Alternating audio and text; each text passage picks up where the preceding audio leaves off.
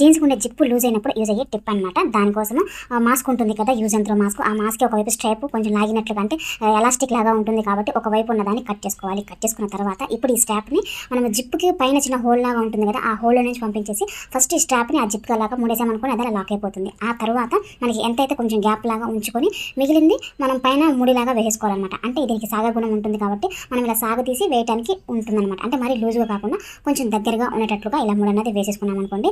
Zip loose అయినప్పుడు ఈ జిప్తో సంబంధం లేకుండా మనం ఇలాగ ఆ బటన్కి ఈ స్ట్రాప్ని వేసామనుకోండి, చక్కగా అది అలాగా లాక్ అయిపోయి ఉంటుంది. అంతేకాకుండా ఈ స్ట్రాప్ని జిప్కి ముడి వేయడం వల్ల ఇంకొక యూజ్ కూడా ఉందన్నమాట. అంటే చిన్నపిల్లలు జిప్ వేసిన తర్వాత బటన్ పెట్టడానికి కొంచెం ఇబ్బందిగా ఉంటుంది కదా, ఈ బటన్ పెట్టాలని కొంచెం ఫోర్స్గా పెట్టాలి కాబట్టి అలాగా బటన్ పెట్టకపోయినా సరే ఈ స్ట్రాప్ని మనం వేసామనుకోండి, జిప్ అనేది కింద జారిపోకుండా లాక్ లాగా ఉంటుంది. ఇలా 2 రకాలుగా కూడా యూస్ చేసుకోవచ్చు. ఇంకా తర్వాత టిప్ వచ్చేసి బాగా జిడ్డు పట్టిన లైట్ అన్ని క్లీన్ చేసే ఐడియా అనమాట. అది కూడా చాలా సింపుల్గా, ఎక్కువ శ్రమ లేకుండా నేను వీడియో పర్పస్ కోసం ఈ లైట్ అన్ని క్లీన్ చేయకుండా ఎక్కువ రోజుల వరకు ఇలానే పెట్టేశాను. అందుకోసం బాగా జిడ్డు పట్టింది అనమాట.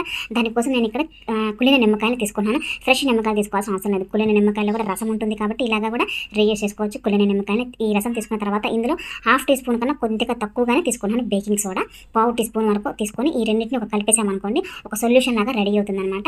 ఇప్పుడు ఈ సొల్యూషన్ని స్పాంజ్ లేదా స్క్రబ్బర్ ఉంటుంది కదా, ఆ స్క్రబ్బర్తో లైటర్ మొత్తానికి అప్లై చేసుకోవాలి. అప్లై చేసిన తర్వాత ఒక 2 నిమిషాల సేపు అలా వదిలేసేయాలి.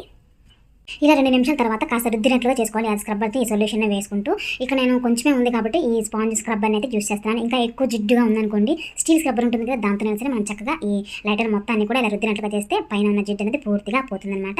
ఇలా పూర్తిగా జిడ్డుని అంతటిని కూడా మనం క్లీన్ చేసుకున్న తర్వాత ఈ లైటర్ని అయితే మనం వాటర్తో క్లీన్ చేయకూడదు. అంటే వాటర్తో ముంచేసామనుకోండి మళ్ళీ ఆ లైటర్ వెళ్ళకపోయే ఛాన్స్ అయితే ఉంటుంది. అందుకోసం ఏదైనా పొడి క్లాత్ లాంటి దాన్ని, మెత్తటి క్లాత్ లాంటి దాంతో చక్కగా తుడిచేసామనుకోండి, మనం కడిగినట్లుగానే ఉంటుంది. ఇలాగా చూసారు కదా, చాలా సింపుల్గా తక్కువ కాస్ట్తోనే లైటర్ని ఎంత నీట్గా మనం క్లీన్ చేసుకోవచ్చు. చూస్తుంటే కొత్త లైటర్ లాగే అయితే కనిపిస్తుంది కదా. డెఫినెట్గా మీరు ఒకసారి ట్రై చేయండి ఇలాగ క్లీన్ చేయడానికి.